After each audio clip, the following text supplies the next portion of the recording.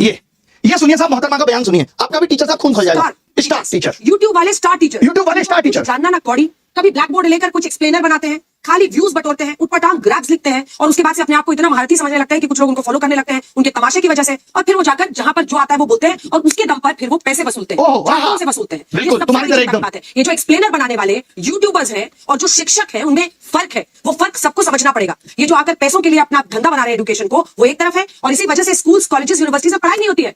बच्चों से कह दिया जाता है कि भैया तुम कोचिंग सेंटर को ज्वाइन कर लो तभी तुम क्रैक कर पाओगे। ये कैसी व्यवस्था में हम जी रहे हैं? ये बहुत बड़ा सवाल है आज। बहुत बड़ा सवाल किया है मैडम ने कि जो YouTube पे पढ़ा रहे हैं और जो शिक्षक हैं उनमें फर्क है। वही शिक्षक जिन्होंने OSM में कितनी गड़बड़ियां की हैं, उन्हीं शिक्षक की बात हो रही है। YouTube का टीचर हम जैसे तमाम लोग जिन्होंने लोगों को पढ़ा करके सरकार के अंदर भेजा। सोचिए, वो मैडम कह रही है कि फर्क होता है। फर्क मैडम रियल मीडिया और आपके जैसी चाटुकारी मीडिया में भी होता है। पता है आपको, ये समझना पड़ेगा। जिस तरीके से आप कह रही ना व्यूज के लिए, आप TRP के लिए किस तरीके से स्टूडियो के अंदर घमासान कराती हैं वो दुनिया ने देखा है कि कोई लॉजिक नहीं, सिर्फ उलूल जुलूल बातें। ये पत्रकारिता है तुम्हारी, इसको नंबर मिलने चाहिए। ये पत्रकारिता है। ये देखिए, झालमुड़ी सिर्फ एक स्ट्रीट फूड नहीं है, ये एक इमोशन है। ये इमोशन है झालमुड़ी, एक जज्बात है। जिसमें सरसों के तेल की तीखी खुशबू, एक ऐसी कहानी बनाते हैं जो हर बंगाली के दिल में बस जाती है। जो आपने पोएट्री चिपकाई है ना, कसम से मजा आ गया। सोचिए कैसे कैसे मीम बन रहे हैं तुम लोगों पे। जहां जाते हो वहां लोग मोदी मीडिया, गोदी मीडिया चिल्ला के संबोधित करते हैं। सड़क पे निकलने की औकात नहीं बची है, मालूम है? इस देश के एंकर्स की सड़क पे उतरने की औकात नहीं बची है। अब इनका जीवन स्टूडियो तक सीमित है। लोग गिरबान पकड़ के पूछ लेंगे कि क्या कर रहे हो। आपको तो चौथा स्तंभ कहा जाता था। पिछले साल रैंकिंग 153, इस साल 157 है, और वो यूट्यूब के एजुकेटर्स पे सवाल उठा रहे हैं। तुमने क्या किया भाई? कभी प्रधानमंत्री से तुम सवाल पूछ पाए? 56 इंच सीने के सामने तुम्हारा सीना तो आधा इंच का भी नहीं रहा कि पूछ पाओ देश की क्या हालत है, महंगाई पे सवाल कर पाओ। बल्कि तुम्हारी एंकर्स तो क्या कर रही है, ये देखिए साहब, ये है इनकी एंकर्स, और ये हमारे बारे में कमेंट करेंगे। ये देखिए, ये देखिए, ऊपर से देखा जाए तो हमने ऊपर के बजाय नीचे देखा तो नीचे इनके कमेंट पे सिर्फ गालियां थी। 1 मिलियन के करीब फॉलोअर्स हैं, पोस्ट में 1000 लाइक नहीं है, और नीचे देखा हमने तो सिर्फ गालियां थी। क्या वफादारी की है तुमने देश के साथ? नहीं। कितने पेपर पिछले 7 साल में लीक हुए, 80 से भी ज्यादा पेपर, और कितने तुमने अपने स्टूडियो में लोगों को बुलाकर सवाल पूछे। तुम्हें सिर्फ TRP चाहिए, इसलिए 4 प्रवक्ता बिठा लिए। आज क्या हो रहा है? पहले चाहते थे कि मीडिया आवाज उठाएगा, अब क्या उठाएगा मीडिया? आवाज खाक उठाएगा। देखिए मैडम ने आवाज उठाई, और किस तरीके की आवाज उठाई मैडम ने कहा ये टीचर्स, मालूम क्यों? क्योंकि ये टीचर्स आप लोगों की आवाज बन रहे हैं। इनको आपत्ति है कि ये क्यों शिक्षक आवाज उठा रहे हैं। इनका बस चले तो इन्होंने वेदांत जैसे बच्चे को पाकिस्तानी करार दिया। सोचिए, एक बच्चा जो OSM सिस्टम का शिकार हुआ, जिसकी कॉपी को बदल दिया गया, उसको इन्होंने पाकिस्तानी बता दिया। आज आप देश में सवाल पूछेंगे तो आपको राष्ट्र विरोधी घोषित कर दिया जाए, और कुछ भी नहीं इसके अलावा।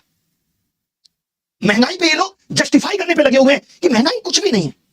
इस मंदबुद्धि पत्रकार को ये नहीं पता कि जब से पेट्रोल डीजल के दाम बढ़े हैं, ये लड़की नताशा यहां बैठी है, इसके मकान मालिक ने पर रूम 3000 किराया बढ़ा दिया, खाने की कीमतें बढ़ गई।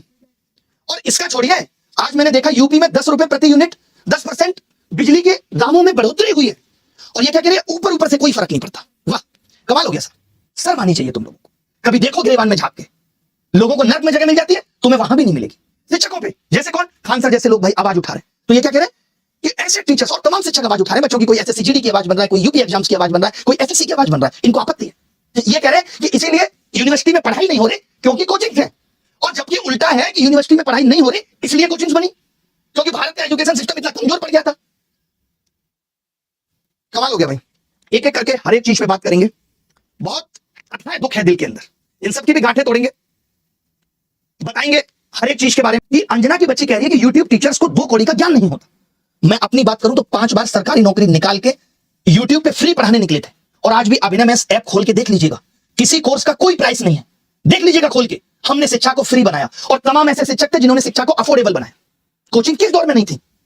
किस दौर में कोचिंग नहीं थी? बताओ मुझे।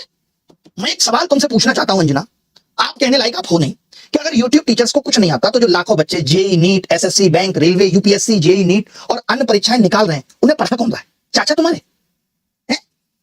हम ही लोग ना उनको दिशा दे रहे हैं।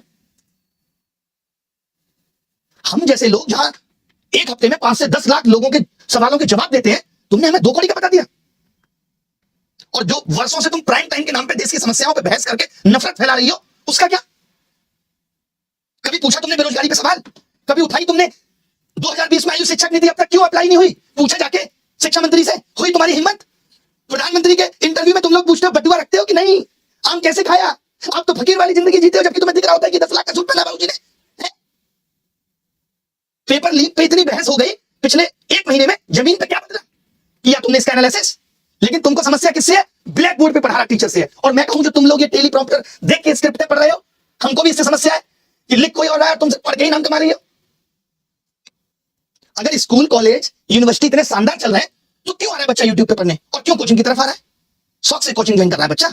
उसे पता है कि ये व्यवस्था उसे मजबूर कर रही है। स्कूलों में नहीं पढ़ाया जा रहा, स्कूल बंद हो रहे हैं, स्कूलों में एक शिक्षक है, महिलाओं के लिए टॉयलेट नहीं है स्कूलों में, क्योंकि हमारे देश के नेता प्राइवेट स्कूलों का उद्घाटन करने में बिजी हैं। वो प्राइवेट एजुकेशन को प्रमोट कर रहे हैं क्योंकि वहां से पार्टी को चंदा मिलेगा। उठाया तुमने इन सब पे सवाल? तुमने तो सबको कह दिया, नाम लेके कुछ एक को कह देती जो लोग सच में धंधा कर रहे हैं। तुमने तो सब मेहनती शिक्षा, करोड़ों छात्र, सबका अपमान कर दिया। कोरोना में स्कूल बंद थे, किसने संभाली शिक्षा व्यवस्था?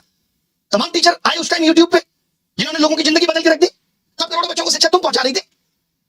कुछ भी आके बोल देना है, मजाक चल रहा है, माफी मांग लेना।